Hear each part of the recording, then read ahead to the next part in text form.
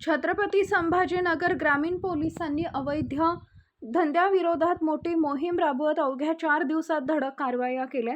अवैध वाळू साठेबाजी, वाळू वाहतूक, दारूबंदी, जुगार अड्डे तंबाखूजन्य पदार्थांच्या विक्री विरोधात जिल्हाभर छापेमारी करण्यात आली।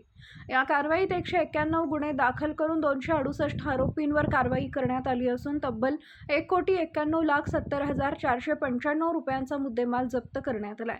ग्रामीण पोलीस अधीक्षक प्रकाश जाधव यांच्या मार्गदर्शनाखाली 7 ते 10 जुलै या कालावधीत जिल्ह्यात विशेष मोहीम राबवण्यात आली। या मोहिमेत प्रथमच अवैध वाळू साठेबाजीवर लक्ष केंद्रित करण्यात आले।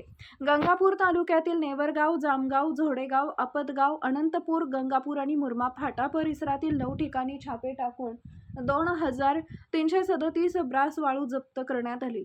वाळू वाहतूक आणि साठेबाजी प्रकरणी 17 गुन्हे दाखल करून 27 आरोपींवर कारवाई करण्यात आली असून सुमारे 1,74,77,500 रुपयांचा मुद्देमाल जप्त करण्यात आलाय। दारूबंदी कायद्याअंतर्गत 104 गुन्हे दाखल करून 106 आरोपींवर कारवाई करण्यात आली आहे। या कारवाईत देशी विदेशी दारू, गावठी हातभट्टी दारू आणि दारू तयार करण्याचे साहित्य जप्त करून नष्ट करण्यात आले।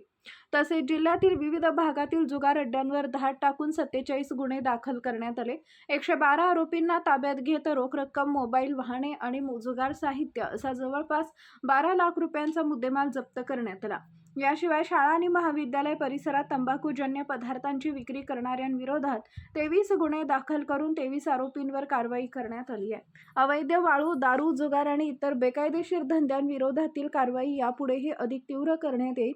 समाज विघातक प्रवृत्तींची कोणतीही गय केली जाणार नाही। नागरिकांनी अशा अवैध व्यवसायाची माहिती पोलिसांना द्यावी, त्यावर तात्काळ कठोर कारवाई केली जाईल।